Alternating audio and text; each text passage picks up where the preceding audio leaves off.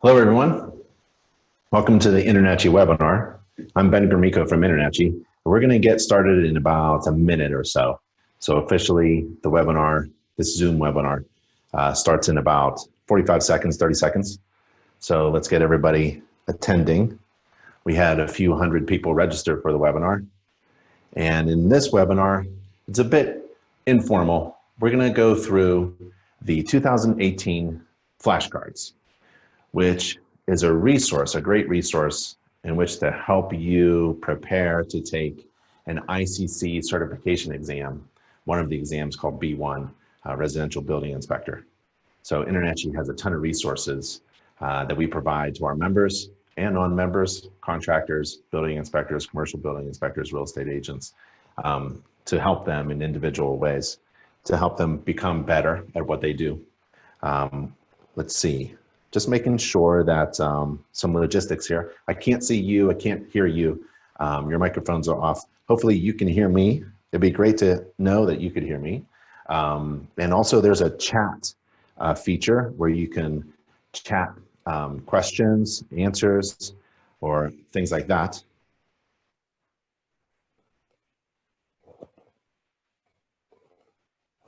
So just taking a look around on my side, making sure everything is working. All right. Thank you, everybody.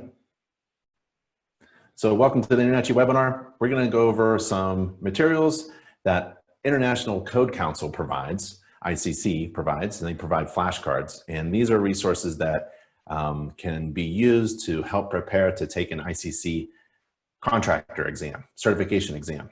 One of them is the B1 exam through ICC. And also they have other resources for the residential building inspector certified through ICC. And these are code books. So if you're a code inspector or a building inspector or even a contractor, these are your friends. And InterNACHI is a home inspector college, has a home inspector college. It's the InterNACHI School. The InterNACHI School at internachi.edu is the only home inspector college, free and online to our members. So what you do is you join InterNACHI, the trade organization, as a member, and you get access, free tuition, free access to the home inspector college.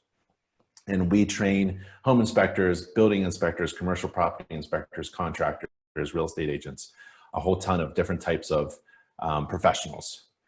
And the URL is internachi.edu. So if you're looking to get accredited training, go to our college. And InterNACHI is a home inspector college, but we train other professionals as well. And if you want to become a home inspector, it's the Certified Professional Inspector designation. So through InterNACHI, the InterNACHI School, the Home Inspector College, you take our accredited, nationally accredited Home Inspector Certificate Program, become a graduate, you get the certificate and CEUs and also the certification. And that's the main certification there. InterNACHI is the world's largest trade organization of home inspectors and residential commercial property inspectors and contractors and real estate agents. And if you wanted more resources for contractors, just go to nachi.org/contractor. And we're going to get to the flashcards soon, but let me take you there while I have you. nachi.org/contractor. And if you are interested in getting an ICC certification, right, I'll show you how to do that on their website. InterNACHI is an ICC approved preferred education provider, and all of our education is online. So if you already have a certification from ICC, you can take our courses, our free online courses, and there's our certification from ICC. And you can take all of these courses in order to renew your certification, because once you attain an ICC certification, you have to renew it. We also have a home inspection practice test. If you wanted to practice, there's a few thousand questions there.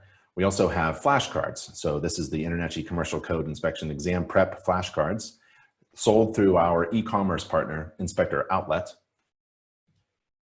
We have a residential code inspection exam flashcard set, sold through Inspector Outlet as well. We have commercial property inspection resources. So if you're inspecting a small pizza shop, a dentist office, or a really big commercial building, we have resources for you as well on how to inspect a commercial building according to standards of practice. I recommend joining CCPIA. That's a big organization, nonprofit organization of certified commercial property inspectors. And here's how you get that ICC exam. You go to their website, ICC exam website, and ICC is a really great partner with InterNACHI. They allow us to use their copyrighted materials and training materials, and we're an education provider. And so to take an exam, you scroll down their exam page and you can type in, let's say, national certification exam, and let's do a building trade, and you do a search. You scroll down again, and the residential building inspector exam, B1, pops up. It gives you the information about the scope. You have to take a 2-hour exam. It's an open book. Those books behind me right there is a good resource, but also, again, InterNACHI provides online resources for you, and you can buy the code book, and there's an outline for what's on the exam. Some of it is about code administration, and then there's some building planning, and it scrolls down to footing and foundations. So we're going to go over the flashcards, which help you prepare for the first 2 sections. And we'll go over about 100 and so flashcards. In this ICC flashcard deck, I don't know how many flashcards there are, but we're going to go over this portion today. Should be kind of fun. Oh, and then, so that's the exam materials, resources like the code books and what we're doing here today. And then you can take the exam online.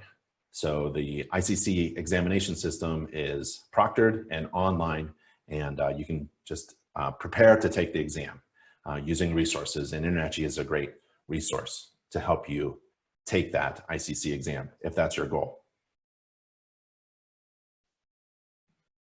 Again, that's at nachi.org/contractor. All right, let's go through some flashcards. Everyone can see me and hear me. That's great. Thanks, Ron from Georgia. Awesome. Todd, Scott, Tony, John, Carl. Okay. So these flashcards were developed in relationship to the IRC code book. And actually, all of InterNACHI's courses, online courses of our Home Inspector College, InterNACHI School, internachi.edu, they're also based upon code and standard. And ICC, International Code Council, is a fantastic corporation that publishes the standards by which we use and develop and refer to our curriculum is based upon that. And every time there's an iteration, a new update to the IRC codes or ICC code books, we review and revise our entire curriculum. So the flashcards is one of those, I would say, informal ways of assessing and quickly assessing in kind of a fun way your knowledge about the code. So let's get right into it, right? So the flashcards, there's a question on the front side and the answer on the back side. So the purpose of this code, the IRC 2018 IRC code, is to establish what kind of requirements to safeguard the public safety, health, and general welfare. So if you'd like to type in an answer, we'll see who answers first, or I'm just going to go through it and give you the answers, and then we can talk about it if you wanted to. You can also, Ron, no, Greg is correct. It's the minimum. So whenever you talk about a standard in which you practice your profession, right, there's usually a standard of practice. So in commercial, there's an InterNACHI commercial standards of practice for performing an inspection on a commercial building of all sizes and types. There's also a home inspection standards of practice. There's a radon mitigation standards of practice, radon mitigation system standards of practice. There's a radon testing standards of practice. There's a mold, you get it? So, and all those standards are the absolute minimum, the basic minimum. When I perform a home inspection according to the home inspection standards of practice, I exceed the standards often for every client because the standards of practice are the minimum. These are the absolute minimum standards by which you should build a building that's safe and healthy. Where, in any specific case, different sections of the code specify different materials, when there's a difference in the code, methods of construction or other requirements, the most blank shall govern. What shall govern? If there's a difference in the code, like, oh, this height requirement is 44 inches and this height requirement is more difficult. It's 33 inches. It's got to be tighter. It's restrictive. It's the more restrictive. Yeah, stringent. Yep. Or restrictive. So wherever there's a code that says, oh, it can be this big if you want to. I don't know, in general terms. And another code refers to the same situation, same condition, building system or component, and it's more restrictive. That one overrules. A permit is not required for one-story detached accessory structures, provided that the floor area does not exceed how many square feet?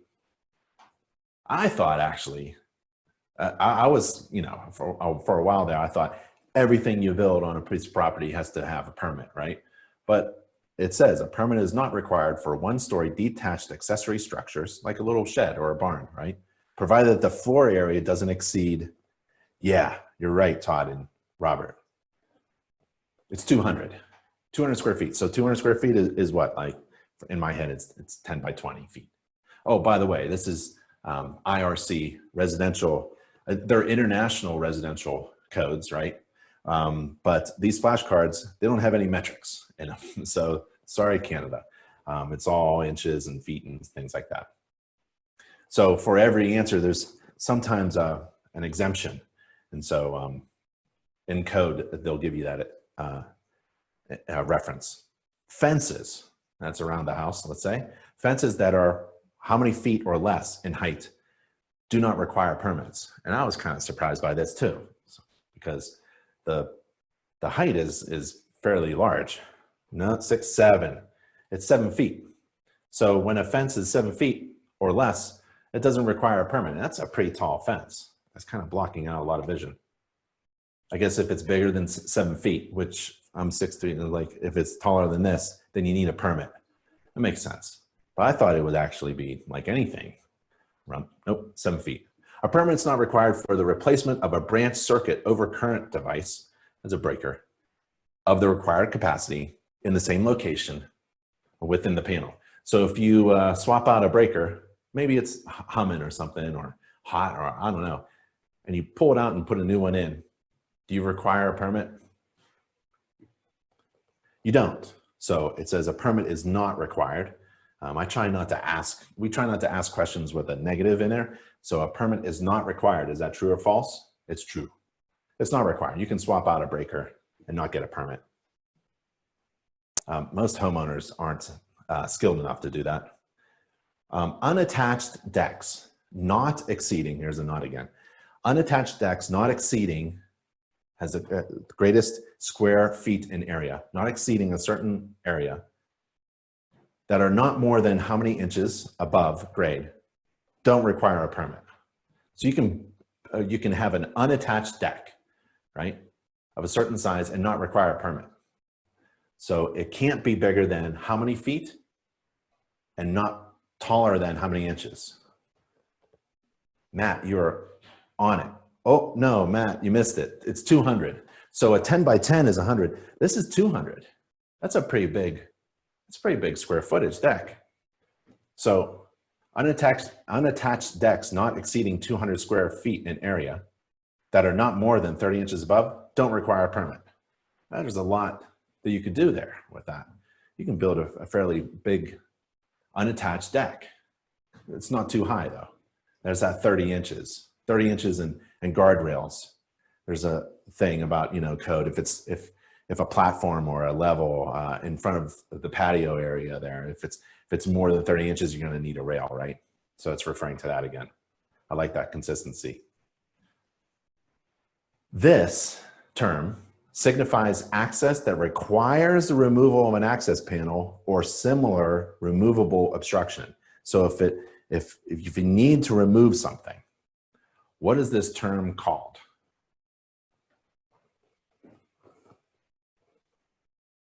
confined space. This is a difficult, so let me just, it's access. So if you say, I have access to let's say the blower fan of the heating system, you know, a gas furnace, there's the burner if it's upflow, and there's the blower fan below, and you pull off the access panel. That's access. I have access to that air filter, let's say. Even though I have to remove a panel, that means access to. So access, or access to this area, attic space in the ceiling, right? It's a panel in the ceiling, or maybe there's some screws or something. I have to remove this panel or just pull it off. If I have to, if accessing this area, this uninhabitable space, right? If I have to access it and I have to remove it, it requires removing a panel or similar removable obstruction, right? A panel, a door, something, that means access to. But we talk about access and readily accessible access, but it just means access to. Ready access to something signifies access without the necessity for removing a panel or similar obstruction. So that's ready access. In the home inspector world, we call it readily accessible. This was readily accessible. You didn't have to remove anything to get to it. Readily accessible is like a doorway that's open without a door. It's just a pathway to get in. It was readily accessible. I didn't have to remove anything to get to it, right? So there's access and ready access. It's kind of interesting. A finished or unfinished habitable space within an attic. What's that called? It could be, it's a habitable space according to what is defined as habitable within an attic, and it's finished or unfinished. What's it called? Well, it's an attic and it's habitable. So a habitable attic is a finished or unfinished habitable space within an attic. That's what you refer to. So if it's a habitable space defined by the terms of what is habitable, certain height requirement, floor, and all that stuff. And if it's finished or unfinished, it's called a habitable space, habitable attic.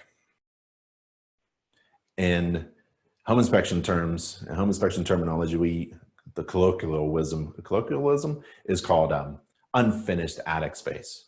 So if it's an unfinished attic space, that's what we usually refer to it. Hot water temperature. This always threw me for a loop for some reason. What's the definition of hot water? Hot water is water at a temperature greater than or equal to, Robert, you're on it. I always thought it was 120. It's 110. So that's hot water. You know, boiling is 212, right? We never want to get there. So if I'm inspecting a heating system, a faucet, maybe I'll laser it. I'll put a probe in it and inspect the tub faucet or something like that at the point of use, or maybe at the point of source, the water source itself. Maybe there's a boiler for a heating system that moves hot water around, like in baseboards or radiators, and it has a domestic coil inside it. That water is going to be really hot coming out, right? 180 degrees, 190 degrees or something, and it needs to temper that water. So always at a boiler with a domestic coil, that water coming out of there is really hot. It's a great way to get almost unlimited amount of hot water through a boiler, but it's coming out hot, so we need to temper that, and it's down to 110. That's the definition of hot water, according to code. A wall supporting any vertical load in addition to its own weight. A wall supporting a load, a vertical load, in addition to its own weight is called a, yep, load bearing, load bearing, load bearing. That's everyone's answer on that one. That was good. Load bearing. And that's in section R202, going through the definitions. That section of the code book, right here. Oh, this is, I like this kind of code book where it's actually code and commentary. We're in section 2 now.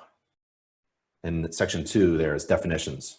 What is the minimum uniformity distributed live load for habitable attics and attics served with fixed stairs. So, you know, when someone can enter the attic space, it's habitable. It has stairs going up. It's not a pull down kind of thing and something in the ceiling with a hatch or something like that. What's the minimum uniformly distributed live load? Oh, we got different answers. It's actually 30 pounds per square foot. And a review of the tables will be useful as knowledge of many tables is necessary for the exam. And that table is in section R301. For dwellings with fire sprinkler systems, okay, exterior walls with a fire separation distance less than what feet, how many feet, shall have not less than a 1 hour fire resistance rating with exposure from the outside. So for dwellings with fire sprinkler systems, so these houses have sprinkler systems in it, and the exterior walls with a fire separation distance less than how many feet shall not, so it's like if it's tight, shall not have not less than 1 hour fire resistance rating with the exposure on the outside. Oh, no. It's not that many feet. So, you know, we're looking at like houses that are built close to each other.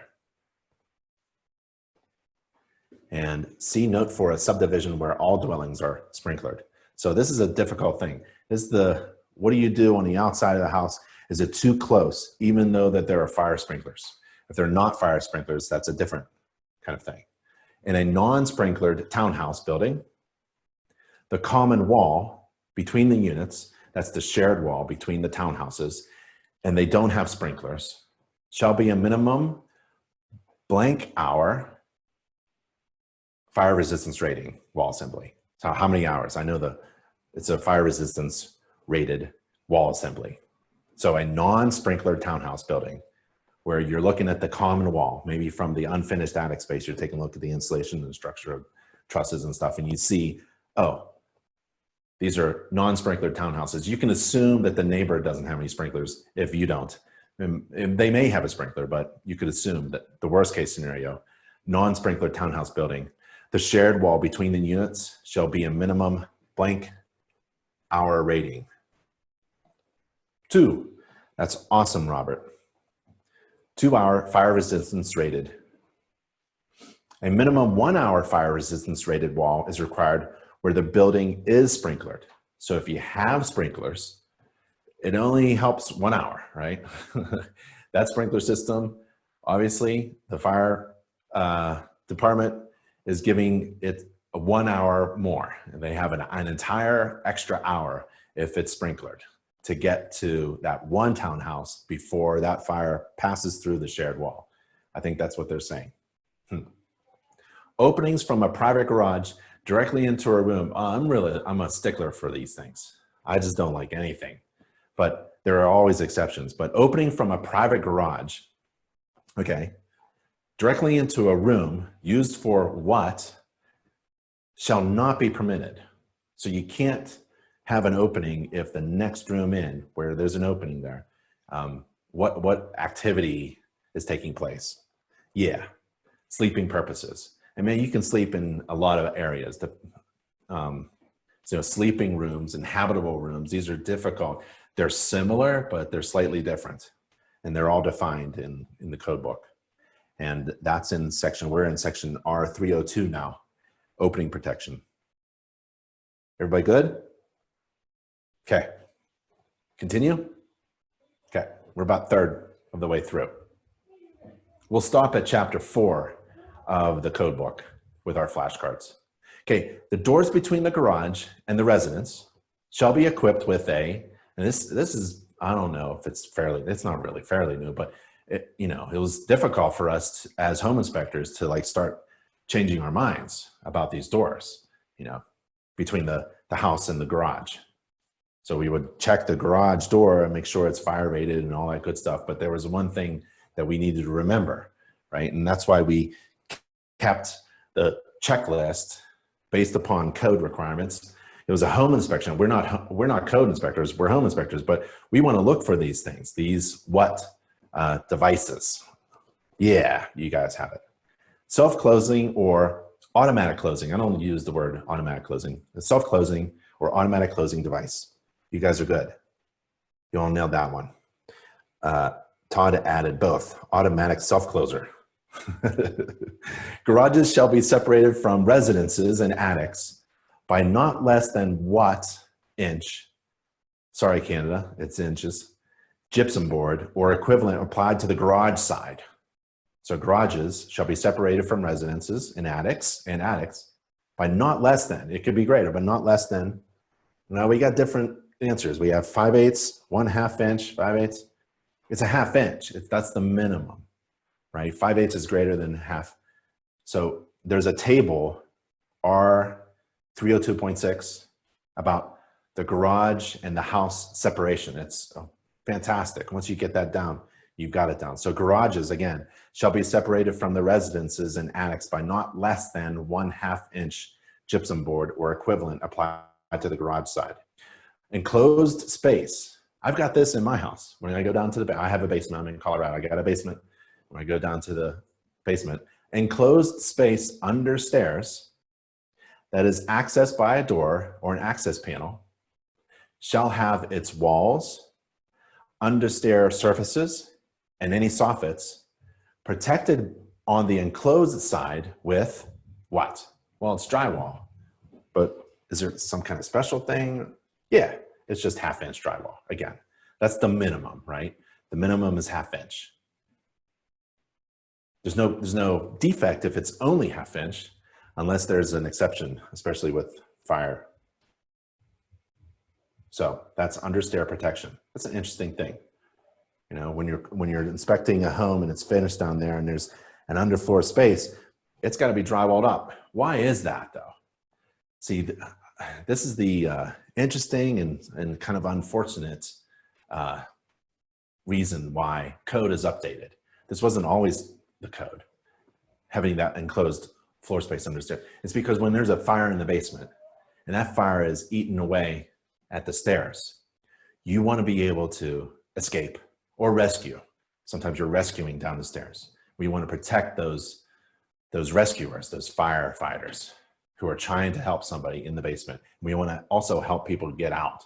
And we don't want those stairs to be the first thing that, you know, a lot of people get hurt. So when code, I respect code so much, especially a fire code, because usually when code improves, it's because somebody unfortunately got hurt. And we improve the code every year. That's why it's important to inspect. If you're just a home inspector, think about code and improvements and why that code has changed. It's really important. If you're a code inspector, you got to inspect the code.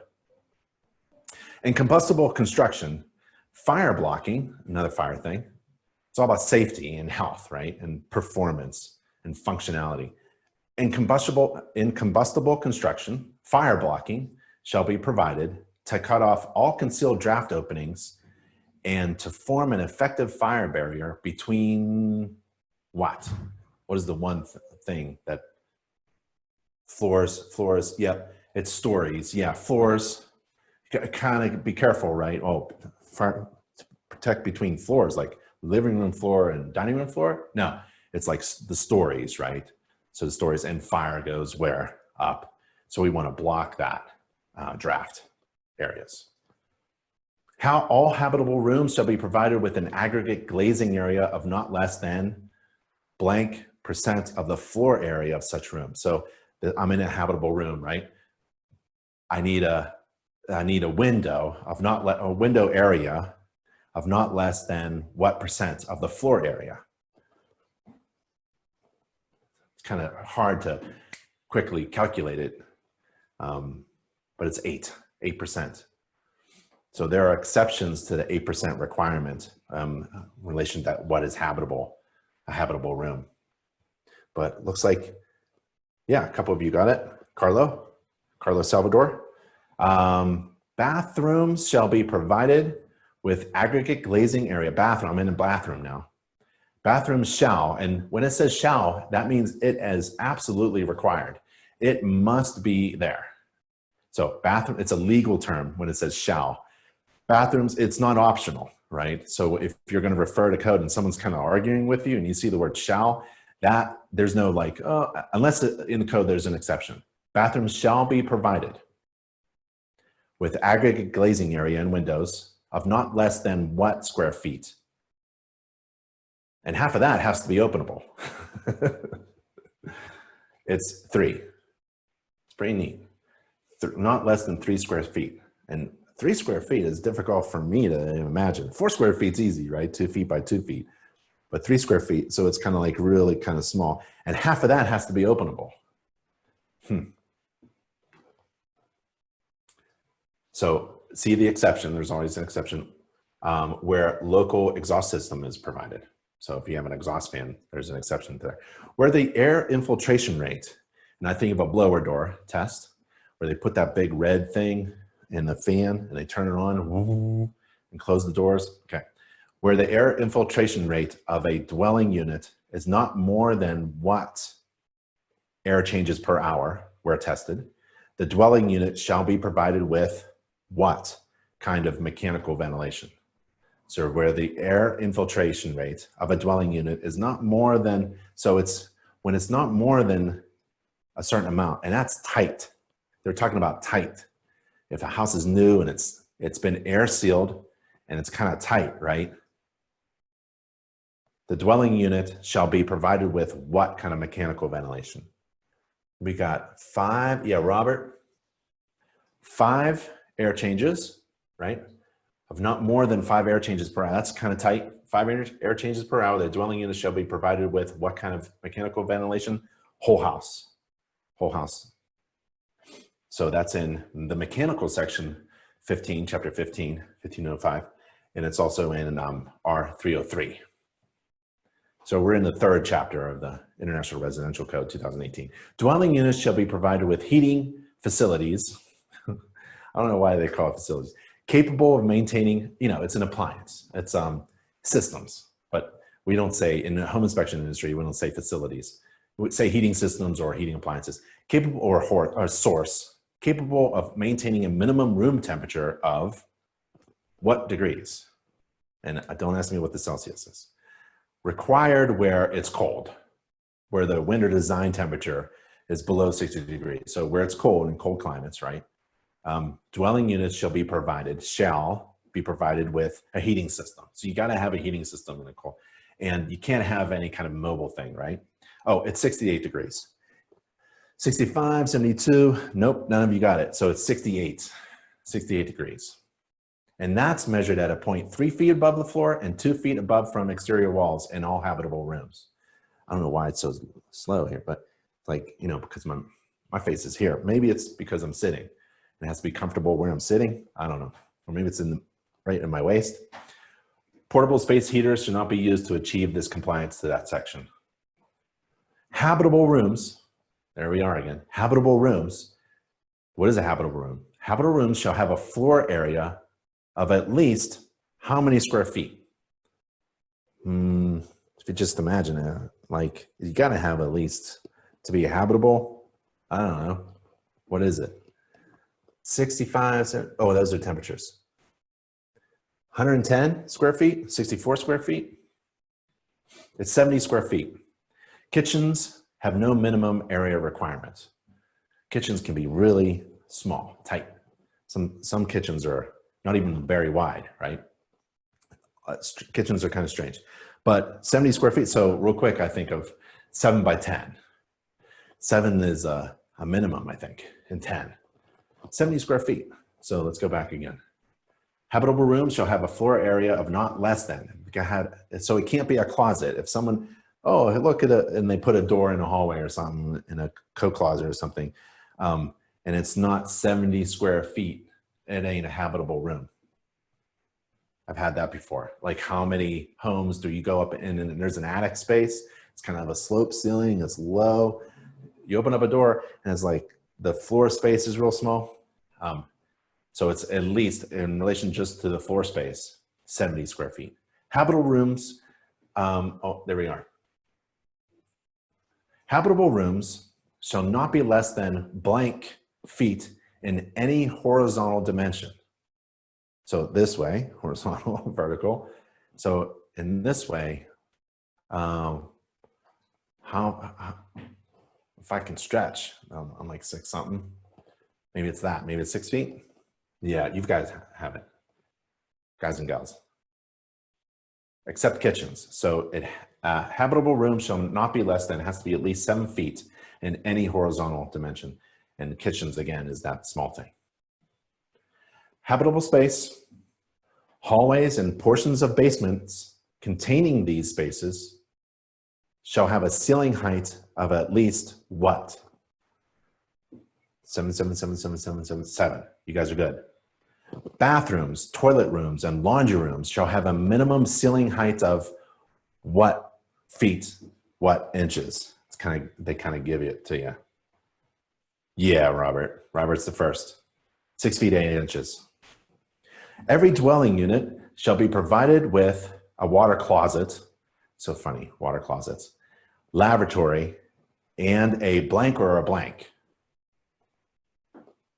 Who's the first one? So every dwelling unit, you got to have a water closet, a lavatory, a blank and a blank. What's a water closet? Toilet, lavatory, sink, and a blank or a blank. Right, Tim's got it first. A tub, a bathtub, or shower. You can have one of those. It's okay to have a bathtub, right? It's or bathtub only or shower. So modern homes, you know, we combine them now. Each dwelling unit shall be provided with a kitchen area. Yep. And every kitchen area shall be, and these are shells. So every house has to have a kitchen, and every kitchen has to have a what? Dishwasher. Sink. Yep. Stove. Is it a stove or sink? Evan says stove. It's sink. I'm with Evan. I mean, I think it needs both. I mean, what kind of kitchen is that? It doesn't have a stove. Okay, a clearance of at least how many inches shall be provided at the front of a shower opening? So you get out of the shower, and how many inches do I get? How many feet? Oops, how many feet? Inches do I get? 21, 24. You need 2 feet in front of a shower. Showers, bathtubs with installed shower heads shall be finished with a non-absorbent surface extending to a height of not less than what above the floor. It has to come up like it's a wipe up. I think of cleaning the tiles. How high up does that tile or fiberglass shower wall surround non-absorbent material come up? Is it 4 feet or 5 feet or 6? Has to go all the way up to the ceiling? Not less than what? A lot of guesses. It's 6 feet. Yeah, 4 feet is not enough, Greg, I think. Because 4 feet is what, here? And the shower hits your face. And so, if you're about this tall, the idea is for splash. And if there's a lot of water in a shower, so you don't want that splash hit something that absorbs a material that absorbs water. You'll just have water problems. I think it may be we're growing taller and taller every day. So it may have to go up. Glazing in all fixed and operable panels of swinging, sliding, and bifold doors shall be considered a glazing, the glass. In all fixed and operable panels of swinging, sliding, and bifold doors shall be considered a, yeah, you got it, Robert, hazardous location. There are exceptions for decorative glazing and glazed openings through which a 3-inch diameter sphere cannot pass, but they're all hazardous. The glass is just considered hazardous.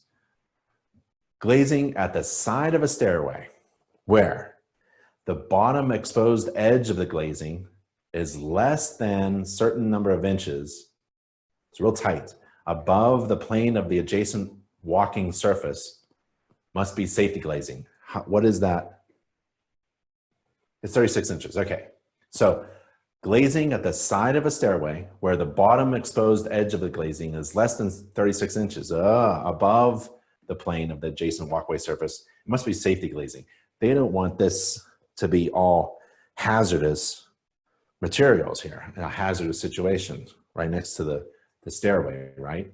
So 36 inches. Awesome. And that's at section R308.4.6, where you have window, glass, glazing adjacent to the stairs and ramps. Okay, glazing less than what inches above the landing? So you have a landing at the bottom of a stairway. So stairways, landing. Glazing less than how many inches above the landing at the bottom of a stairway and within blank inches of the bottom, tread nosing, must be safety glazing. This is difficult. 36 and 60. 60 inches. Within 60 inches of the bottom tread nosing must be safety glazing. So they really are looking for things coming down and hitting something at the bottom of the landing, right? And it all has to be, boy, I'm very particular when I'm looking for that etching. When I come down in modern homes where they have a lot of glass all over the place and at that big grand stairway on the side of the home, they're going up to the second floor and there's glass at your feet, right? You need that glazing, safety. And there are exceptions. So that's glazing adjacent to the bottom of the stair landing. The garage floor shall be of what kind of material? Concrete. Asphalt. Yeah, it's non-combustible. That's right. You can't have carpet in there. I've seen carpet in a garage. Obviously, they didn't park the car in there and they used it for other purposes. Maybe during the summertime, you open up the garage door. But you know, I had to call it out. You got to get the carpeting out of there if you're going to use it as garage. And it is intended to be a garage, unless they really just finish it, finish it up. Carports shall be open on at least how many sides? Robert says 3. Everyone says 3. Carport, I thought 4 sides.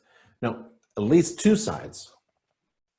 So carports must be open on at least, that's a minimum, a carport has to have at least 2 sides open. 3 sides is, if you think about it, it's like a lean-to then with a shed roof and lean-to and like 3 sides are open. That's not the minimum. The minimum is 2. So one side can be attached to the house. Maybe it's detached, but you have to have at least 2 sides open. Okay? Basements, habitable attics, and every sleeping room shall have at least one operable something something and something something. It's difficult. So emergency escape and rescue opening. So let's go back. Basements, habitable attics, and every sleeping room shall have at least one operable emergency escape, one operable emergency escape, and rescue opening. That's really good. There are exceptions. Where emergency escape and rescue openings are provided, okay, they shall have a seal height of not more than blank inches above the floor. So in my area, again, we're down in the basement. I talked about basements before. Going down into the basement, remember the enclosed space under the stairs has to be wrapped in 1/2-inch drywall. Where the emergency escape and rescue openings are provided, okay, I'm assuming down in the basement, they shall have a seal height of not more than how many inches above the floor? Well, if it's way above the floor, how's somebody supposed to escape? And how's somebody supposed to come in and rescue, right? So it's got to be down here, and it can't be more than what? Yeah, you all have it. That's really good. 44 inches. Yep. So if it's higher than 44 inches, that's difficult to jump up in there, and that's hazardous to come in and rescue somebody and reach down and then push them up, right? All emergency escape and rescue openings shall have a minimum net clear opening of how many square feet? And a minimum net clear opening height shall be, how tall can it be? Like 10, you can't squeeze in. So it has to be at least this tall. And a minimum clear opening width. So minimum clear opening, let's go back. All emergency escape and rescue openings shall have a minimum net clear opening of how many square feet? Remember the bathroom, 3 square feet? It's hard to imagine. This is a heck of a lot bigger. minimum net clear opening height, and minimum net clear opening width.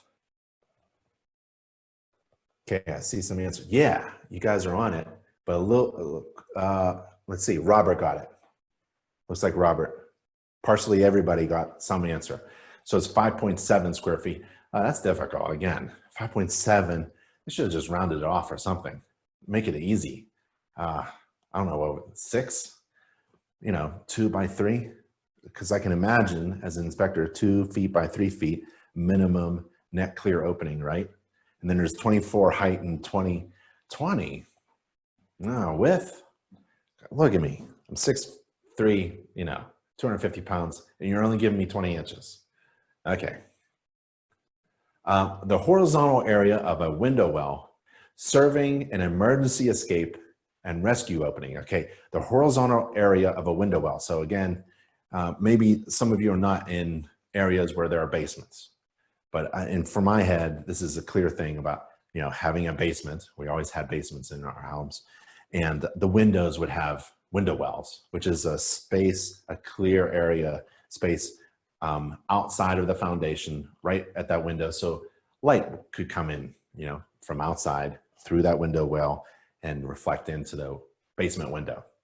The horizontal area of a window well serving an emergency escape and rescue opening window down the basement shall be not less than how many square feet?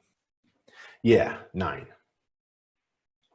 A ladder or steps are required where the vertical depth of the window exceeds 44 inches. I almost said 4 feet. It's 44, they just make it 44 inches. Where it exceeds 44 inches, I guess 44 inches again is that, remember that maximum height from the window sill to the floor can't be more than 44 inches to be an escape. Well, a ladder or steps are required where the vertical depth of the window well exceeds 44 inches. So if it's bigger than that, you need a ladder or steps. Oh, and 9 square feet, that's pretty easy, 3 by 3. Nice square, clear area. Window well serving emergency escape and rescue openings, again, shall be designed for proper. This is always a problem when it's not like, when there's a lot of deciduous trees and there's leaves and branches and things falling into a window well and it starts to clog up. It needs a drain, right? So it needs, yeah, you're right. Tim got it. It needs drainage. The required egress door for each dwelling unit shall be side hinged, obviously. You know, your front door, I mean, I can't remember anything other than a front door being side hinged. Shall provide a minimum clear width of, it's kind of like a trick question because the door itself is a certain width. The door itself, but what is the minimum? Yeah, you're all wrong, right? Remember, the door itself is 36, but the minimum clear width is 32. Go measure your front door right now and measure from the striker plate, the plate, to the inside interior trim. That's what they're measuring. So the door itself is 36. You order it as a 36-inch door, but the actual, what do they call it? Minimum clear width of the required egress door. That's usually the front door. A landing at the exterior door. This is great stuff. A landing and an exterior door shall have a minimum dimension of blank inches measured in the direction of travel. So if you're running out of the house, right, it's always about safety. If you're moving quickly out of the egress door, minimum 32 inches clear width out of a 36-inch door, a landing at the exterior door must have a minimum dimension of what inches? Well, how about like 10 inches for my foot? Yeah, you guys have it, 36. The slope of an exterior landing shall not exceed a 2% slope. That's hardly, that's very low. It's like a low slope roof. So it's just going to drain away. So 1/4 per 12, 1/4 inch per foot. About 3/4 of the way through the flashcards. Everybody cool? Good. The landing on the exterior side of the required egress door is permitted to be a maximum of what inches below the top of the threshold, provided that the door does not swing over the landing. Well, if the front door swings over the landing, you have a problem, right? You're supposed to, all exterior front doors, you know, the common thing, required thing, you move it in. You open up the door and you go in, right? But this is the other way, right? So your door exiting the house does not swing over the landing, right? So you open up your front door and you, how many inches? What's the max down? Yeah, it's the regular step, 7 3/4. Now, storm and screen doors are permitted to swing over the exterior stairs and landing, but not the required egress door. And they don't want you to, remember it's 36 inches in the direction of travel. It's gonna be 36 inches wide too. And they don't want you to like fall down. It can't be like 10 inches down, right? Even if you get snow, even if you get 2 feet of snow every winter, you don't want to, you know, fall down the stairs right out of your door. The width of a hallway, this is pretty easy, should not be less than what feet? Yep, Tim nailed it. 3, that's pretty easy. That's a common thing for a lot of things, you know, 3 feet doors, well, not the minimum clear width. You got to look that up. And then the hallways and stairs and a lot of things are 3 feet wide. The area, like if you're going down a stairway, right? What is the minimum clear width area above the handrail of the stair? It's 3 feet, right? Same thing. So for hallways, it's 3 feet. Okay, let's not beat a dead horse. Oh, here it is. Where a handrail is installed on one side, the clear width of stairs at the handrail height shall be a minimum of what? At the handrail height. 34, 34, 32, 31 and a half. Where do they come up with this stuff?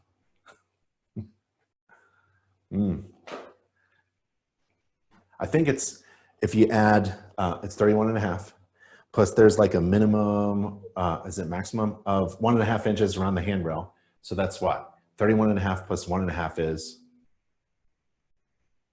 33.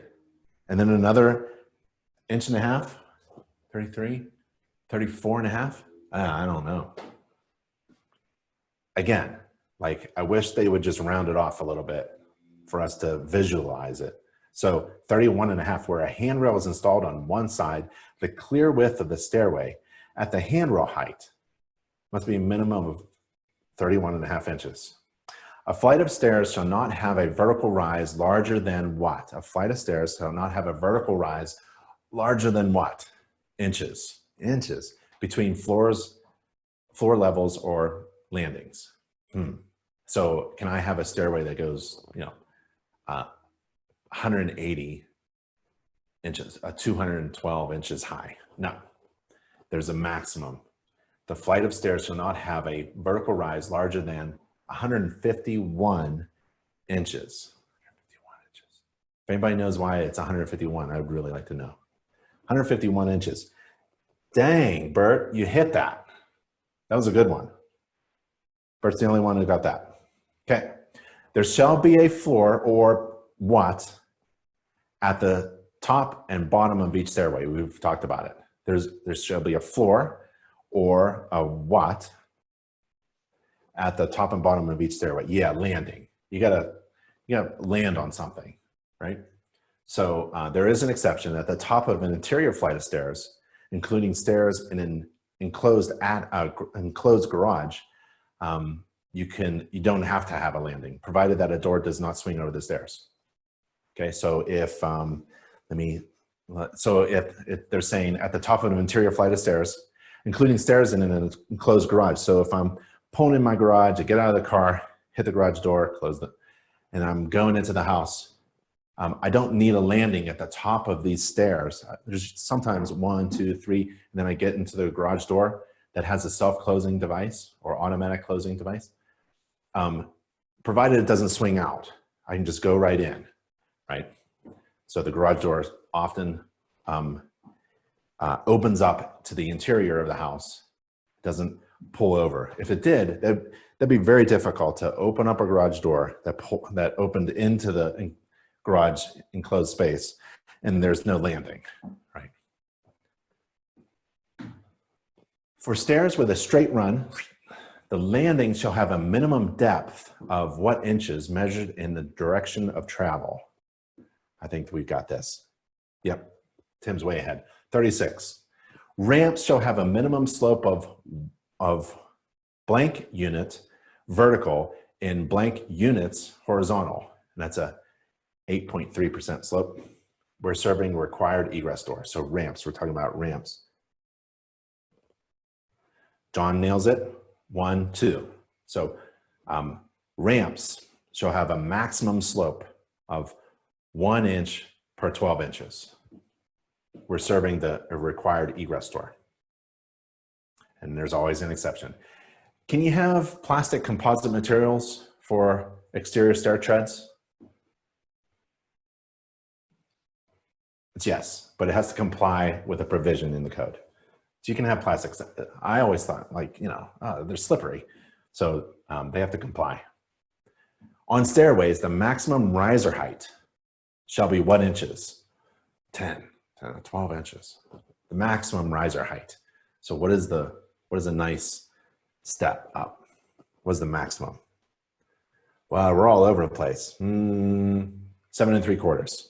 Yeah, it is not 9 inches. That's a little, the riser height, maximum riser height. On stairways, the minimum tread depth, minimum, not maximum, could be huge. Minimum tread depth is what? 10, 9, 10, it's 10. So that's the minimum. So if it was 9, probably a lot of people would be like, you know, 3/4 of the way on or something, you know, because you're not really putting your toes up against the vertical part, the riser. So you need 10 inches, that's nice. So what's it's almost like 7/11, but it's not. 7 3/4, 10. 7 3/4, 10. On stairways, the greatest riser height within any flight of stairs shall not exceed the smallest by what inches? Or what part of an inch? On stairways, the greatest riser height within any flight of stairs shall not exceed the smallest. So, you know, we're not perfect when we're building stairs unless you buy engineered ones already. And they're perfect, usually. You know, you can't have this big variance between steps. You'd be going up and down the steps all messed up. Yeah, that's kind of tight, you know. So 3/8 of an inch, that's from the largest, not from sequentially, right? Any riser height in that flight. If that's the biggest one and you get the smallest one, it can only be a difference between 3/8 of an inch. That's good. On stairways, the greatest tread depth within a flight of stairs should not exceed the smallest by more than what? So you can't have varying tread depths. And you find the largest, and you find the smallest, and it can't vary by more than what? Yeah, it's the same. It's saying it's no different. So you want uniformity in height and in depth, right? So you can have, you know, a 10-inch tread and a 9-inch tread, 10-inch tread and an 8-inch, and 10 and 9, 10. 3/8 of an inch, that's tight. And it's really important because a lot of people fall down the stairs. So it has to be tightly, uniformly built. The headroom in all parts of the stairway, headroom in all parts of the stairway should not be less than what feet blank inches. And when they do that, it's usually the standard, yeah, everyone's got it, 6 feet 8 inches. Handrail height shall be a minimum of, handrail, okay, handrail height, minimum, 24 inches? No, it's got to be up around here. And a maximum of what? Can't be way too high. You guys are off a little bit. 34, 38. 34, 38, 34, 38, 34, 38, 34, 38, 34, 38. So that's, you know, that's not too, you know, it's got to be in there somewhere. Yep. Handrails adjacent to a wall shall have a space of not less than what inches? Oh, I mentioned this before. 31.5 inches, a handrail. And then how much space do your fingers get, essentially. The handrails adjacent to a wall shall have a space not less than blank inches between the wall and the handrail. Yeah, 1.5 inches. It's not 1.25. Yep, it's 1.5 inches. That's enough room. Open-sided walking surfaces located more than blank inches above the floor or grade, that's usually standard, shall have guards of not less than blank inches in height. So the standard is 30. Whenever you see that, it's usually like 30 inches, or you need a handrail. You can build a deck, but it can't be more than 30 inches above grade. Unattached deck. So open-sided walking surfaces located more than what inches above the floor or grade. So that could be inside, attached, or outside, right? Like a poured concrete front porch. It's kind of common in my area. And sometimes the grading slopes away, but the level of that front porch to the grading is a heck of a lot more than 30 inches. Well, you need a handrail. And if you've got a guard, what's the minimum height? So it's 36 inches. A walking surface height is measured vertically to the floor or grade below at any point within 36 inches horizontally to the edge of the open side. So a walking surface height is measured vertically to the floor or grade below at any point within 36 inches horizontally to the edge of the open side. So again, if I'm at the front porch and it's poured concrete and there's a garden in the front there, where do I measure? Is it directly below, or maybe it's 4 feet away or 6 feet away? If it drops away, it's within the first 36 inches. So anywhere in that, if it's greater than 30 inches, you need a guard. Required guards shall not have openings. Required guards shall not have openings from the walking surface to the required guard height that allow the passage of a sphere blank inches in diameter. Home inspectors love this one. I love this one because it's always, there's an argument about, oh, the house was built to code back then. I really don't care, because right now, the safe standard is, right? I don't care when the house was built. House was built today, house was built 50 years ago, right? Historic buildings can be, there's an exception. But if it was built in 1970, right? Well, the idea is to not have a 4-inch sphere pass through the guard. If it's bigger than 4 inches, then the idea is a child's head can get caught in there. And there are exceptions, but I usually call it out. Smoke alarms shall be installed in the following locations. 3 locations. Sun, the right outside the and then in the house, right? And on every bedrooms, hallways, basement. That's close. Nick? Smoke alarms shall be installed in the following locations. Each story, hallway, sleeping. Evan, bedroom, hallways and kitchen.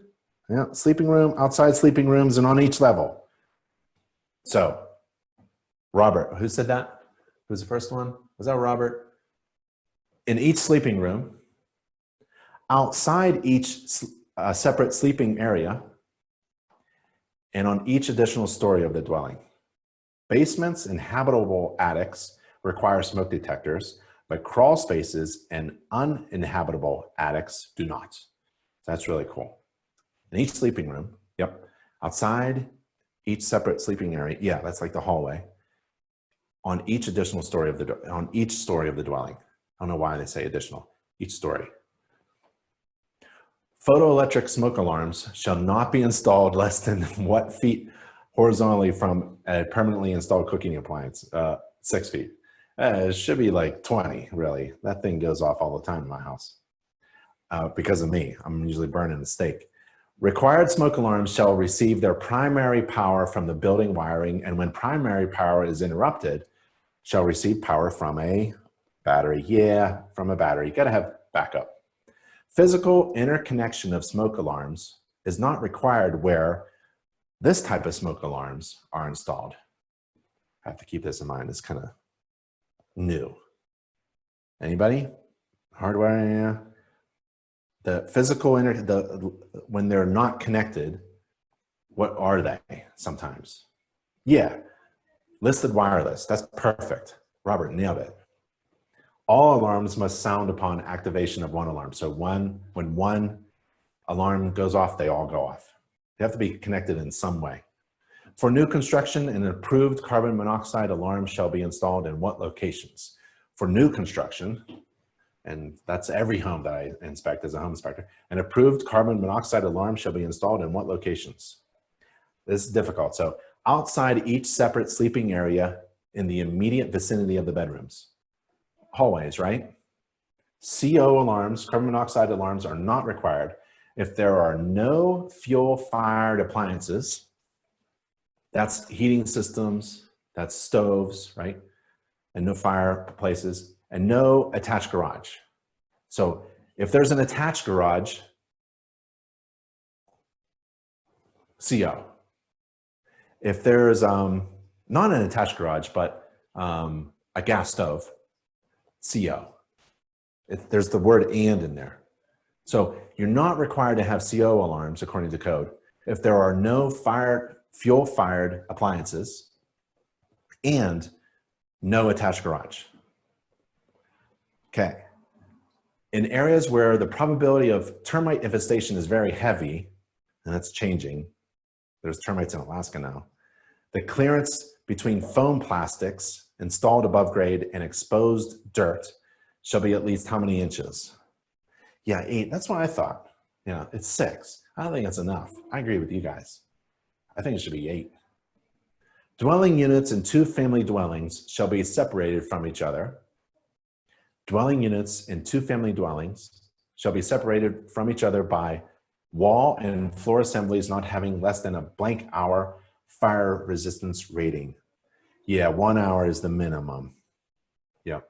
Fire resistance rating of a half hour is permitted in sprinklered buildings. The address number on the front of the house shall be a minimum of what inches high with a stroke of what width? I was interested in the stroke. 6 inches high, 1 inch width, 1 inch thick paint. Yeah, 1.5 inches thick. 4 to 1, yep. It's 4.5. So 4 inches height, still small. 4 inches height and a ½ inch thick. That's like, you know, like pinky thick. You know, sometimes they're very thin letters and thin numbers. That's no good. Have to be thick. And that's again for police and fire, for folks who are trying to help you. They got to find your house. And now it's like Instacart and Amazon delivery and grocery store delivery and restaurant delivery. Where photovoltaic panels are installed on a roof, I have some on my roof, there has to be a path to get around it and to it. A pathway of at least how many inches wide shall be provided to each emergency escape and rescue opening. It's 36. Yep. Tim has got it. Okay, 4 more questions and then that's it. Yeah? A grade away from foundation walls. So when we go to foundation, then you're in another chapter. That's chapter 4 of the IRC code. So that's why we're going to wrap it up. A grade away from the foundation walls, the grade, the ground, the slope of the ground, shall fall a minimum of what inches within the first how many feet? Yeah, you guys have it. 6 inches and 10. Oh, I'm sorry. This is the last question. I said 4. It was the last question. So first 10 feet, 6 inches, and it drops down. There is an exception. All exterior footings shall be placed at least how many inches below the undisturbed ground surface? So this is a minimum. All exterior footings shall be placed at least blank inches below the undisturbed ground surface. 18, 12, it's 12. That's the minimum. Where applicable, the depths of footings shall also conform to certain other sections. This is really difficult. If you're inspecting a home while it's being built and the footers are being poured, just before they're being poured, you got to help the guys if they're off, right? If they're not wide enough or deep enough or not in the right location or the rebar's off. It's very difficult. This is the most important part when inspecting. I've done it before. You got to be really code compliant and you got to know the code. And the local authority having jurisdiction, sometimes they drive by, right? So if you're being hired by a bank or a client, the footings are really difficult. So foundations, that's chapter 4 of the IRC. And it's pretty involved and difficult. And we're not going to get to it in this webinar. And that's it. So thanks for attending. Thanks for yelling out answers. I hope you had some fun. It's really cool to go through training resources to help you prepare for an exam if you're going in that direction. And InterNACHI is an ICC preferred education provider, providing various kinds of resources. And we're also helping contractors. We're a trade organization of residential and commercial property inspectors, where we help real estate agents and contractors, electricians, plumbers with their training and CE and renewing their licenses and certifications. So go to nachi.org/contractor right there and to get more information. And remember, if you're going to go to any kind of training organization, make sure it's accredited. And InterNACHI has the InterNACHI School, the only online, free, tuition-free home inspector college in the United States, in the world really. And that's at internachi.edu. I'm Ben Gromyko from InterNACHI. I'll talk to you later. Thank you. Bye. Stay safe and healthy, everybody.